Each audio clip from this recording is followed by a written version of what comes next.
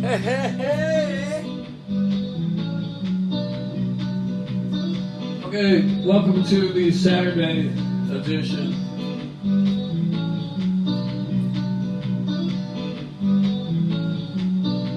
What is it today? June 26th? It's almost July already. We couldn't believe it. Well, thank you for showing up.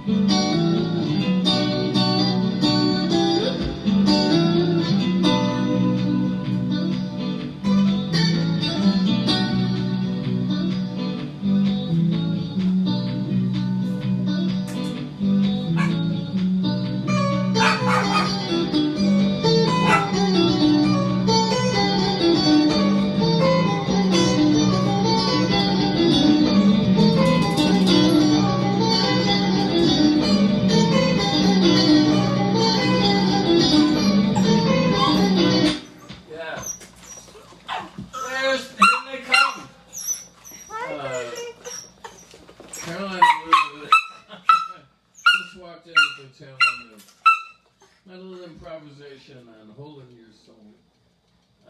I can't get it out of my head, and I hope I'm getting it into yours.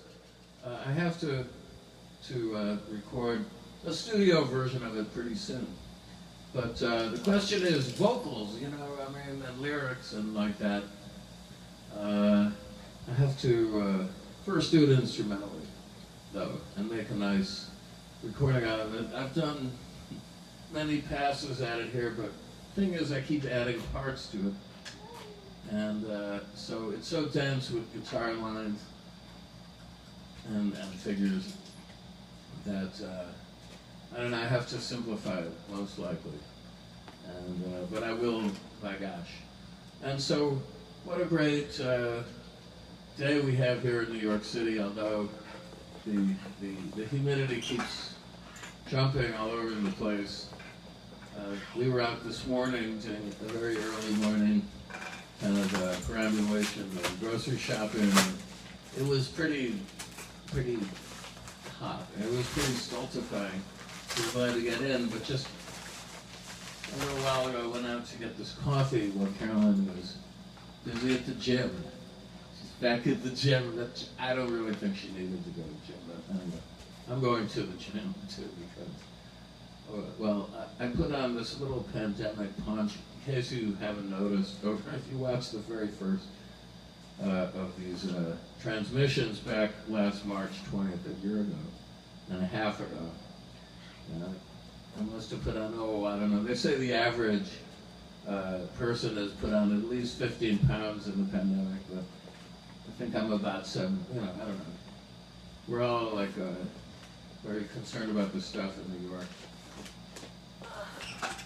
particularly on the weekends, because the neighborhood here in the West Village is flooded with tanned and toned young people, most likely from not in the neighborhood, but somewhere.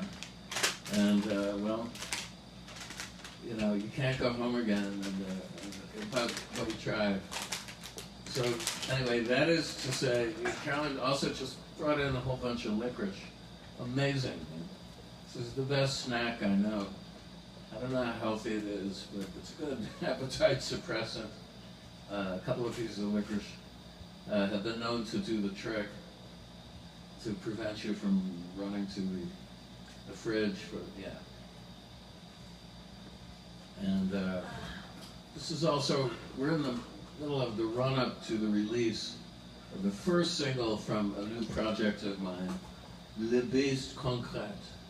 Now, you gotta put that accent grave, ladies and gentlemen, if you write this down. I mean, we've been diligent in doing that, even though there is no such key on the MacBook I have. Maybe there is if you go into fonts, but so I'm cutting and pasting it from another thingamabob.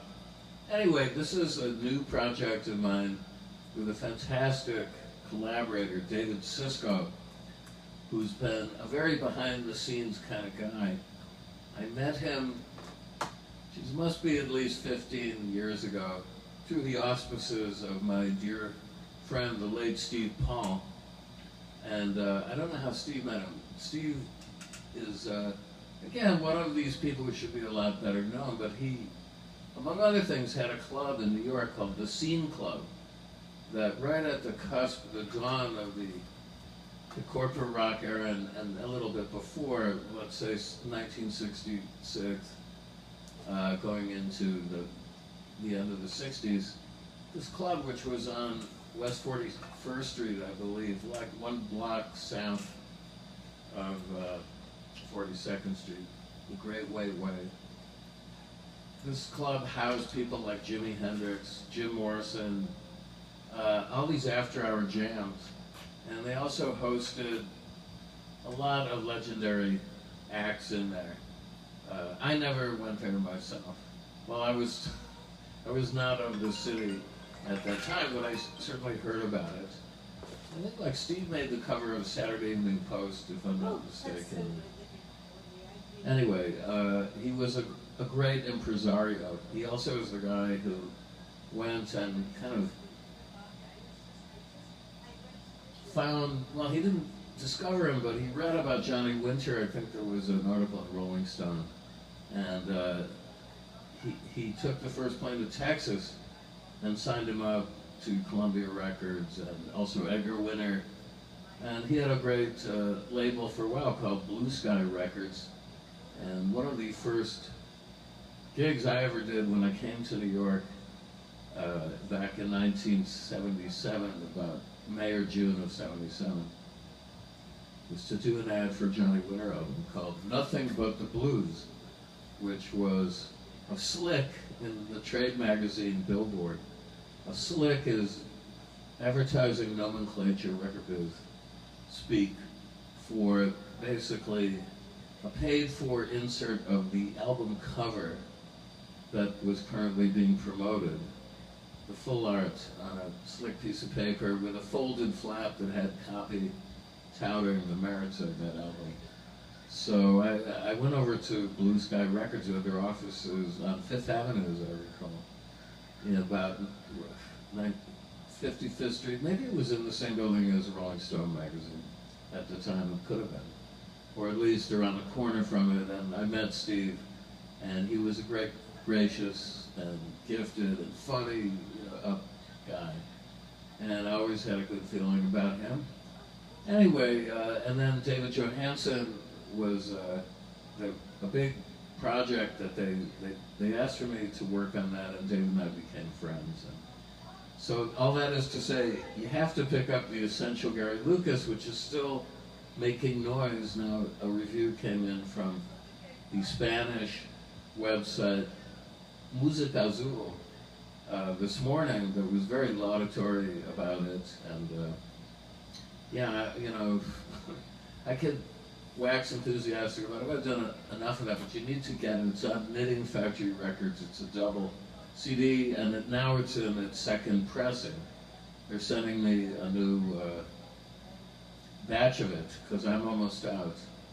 And I've added, by special request, well, it was an oversight, sorry, Ruben Miles Ty, who is a friend of mine who did a great job organizing a tour for me in the UK a couple of years ago. And he's also a fine musician, guitarist, a fan of Gods and Monsters. He saw us in New York at the Bowery Poetry Club some years ago. And anyway, when I was in Liverpool as a guest artist for their Captain Beefheart Day a couple of years ago, he came up specifically from London to meet me and to propose a tour, and did a really good organizational job. I think I need some more coffee. And anyway, so Ruben's name goes in the special thanks, and there's a lot of other people who should be in there, but I don't know. I think I just blanked out. You know how these things are. This was a big production to try and gather what I thought was like a good representation of a whole lot of work of mine, which, as I mentioned, I've just put it out there, and I'm kind of lost in the middle of it. It sometimes bewilders me, although I can recall details of each project, and so it's like the many moods of Gary Lucas. Anyway, July 1st, which is Thursday, we're going to put the first single out of Le Beast Concret. And if you wanted a description of the music, it covers the gamut. I mean, it covers the waterfront, basically, of, shall we say, EDM. I think that stands for electronic dance music, techno, what else could I say? K-hole, chill out music. What does that mean? But you club kids would know. And anyway, so we're hoping to get it out there. It's very cinematic. You have to hear this on headphones. And the full album will be out August 11th. And we're rolling a couple of singles and videos out with it. I know my friend AAA down in Australia just turned in the most psychedelic, magnificent clip for the first single, which is called Realize It. And I'll put a teaser from that clip up shortly after I finish, which is right about now. uh, maybe in 2 minutes. So check that out. And there's even a pre-sell link. Yeah, I don't want to clutter this podcast up with too much information, but it's a good enough said. Okay, what I'm currently reading, what's currently on the turntable, is selected essays of the great D.H. Lawrence under the rubric The Bad Side of Books. And Jeff Dyer, who I mentioned before on the show, wrote the introductions, made the selection. There's a lot of stuff I had not read. Everybody knows Lady Chatterley's Lover, of course, which is a magnificent novel. And maybe Sons and Lovers and The Rainbow. I was assigned to read The Rainbow in my Lit X course at Yale University in 1974. A fine book. And you may also know many films that have been made from Lawrence. The Fox, that was a good one, with Sandy Denny, and I can't think of the other one. But anyway, so I'm right in the midst of it, and I'm realizing, like in an essay early on in the book, which is a really beautiful piece of writing, Whistling of Birds.